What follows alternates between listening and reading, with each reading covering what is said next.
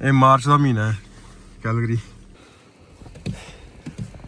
ਕੀ ਹਾਲਤ ਬਣ ਗਈ ਹੈ ਬਹੁਤ ਜ਼ਿਆਦਾ ਹੀ ਆ ਰਿਹਾ ਯਾਰ ਸਟਾਰਮ। ਇੰਨੀ ਜ਼ਿਆਦਾ ਸਲਿਪ ਹੈ ਨਾ ਇਸ ਰੋਡ ਤੇ, ਮਾਈ ਗੁੱਡਨੈਸ। और एजेस तो कुछ है भी नहीं है, खाई है पूरी। देखो भाई पूरी दिहाड़ी दी स्नो नहीं हट रही है।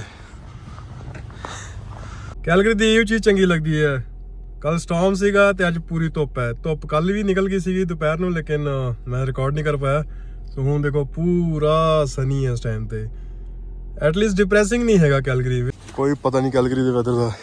कल रोड सारे सुक्के साफ सीगे, अज स्नो स्टॉर्म है।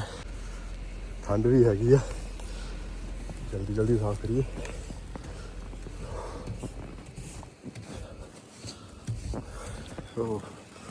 ठीक है यार, बहुत होगी। आज स्टॉर्म आ गया, आज फिर snow storm. My goodness, too much man. आज फिर येलो वार्निंग स्टॉर्म दी है। सो बुरी हालत है। ओह होए, सारी बर्फ पै गई गड्डी अंदर।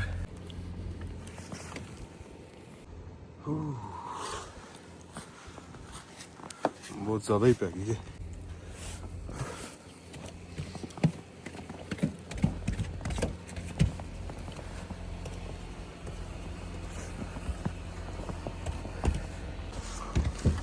सॉफ्ट स्नो है, सॉफ्ट,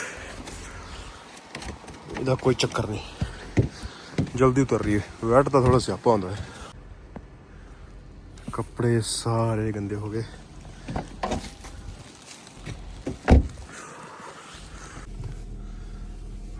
सो विंड बहुत तेज़ चल रही है, सो दे करके जिन्नी गड्डी साफ की नाल नाल ही भरी जा रही है। रोड ते आती काफ़ी इंच सेंटीमीटर काफ़ी सेंटीमीटर स्नो जी पई हुई है, but not a problem. But still साफ करना थोड़ा पंगा रहिंदा सवेरे सवेरे। अब पूरा दिन ही हो गया स्नो पैंदे, शाम रात भी हो गई, रात में भी स्नो पई जान डी है। मीह पैन दे सार सी पिया ही नहीं, फिर खुर जानी सी बर्फ, लेकिन more is coming up.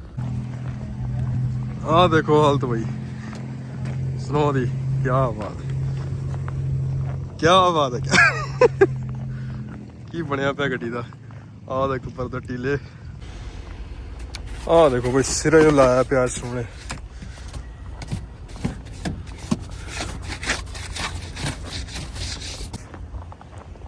But कुछ भी को सोहनी लगती है।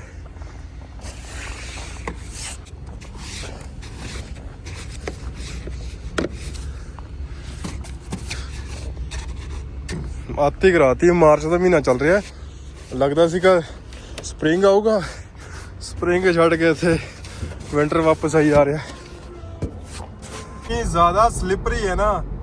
ओंटारियो दा ते अल्बर्टा दा इहो फर्क है कि रोड यार, रोड साफ की कहां हुण इत्थे स्लिपरी बहुत ज़्यादा ने। इत्थे गड्डी बहुत ज़्यादा स्लिप होंदी है। अज भी बहुत बंदे दे एक्सीडेंट होए ना भाई। ये इत्थे दा सब तो ज़्यादा डेंजरस रोड है। इत्थे कर्व्स वगैरह बहुत ज़्यादा है, तो रोड ना बराबर ही साफ किया है। देखो एरोज तो हैगे आ, लेकिन स्लिपरी टू मच है।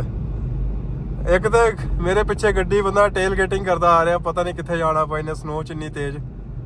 भाई हौली चला लो। So scary man road. Oh my goodness, कौन बेचारा पैदल जा रहा थी रात में।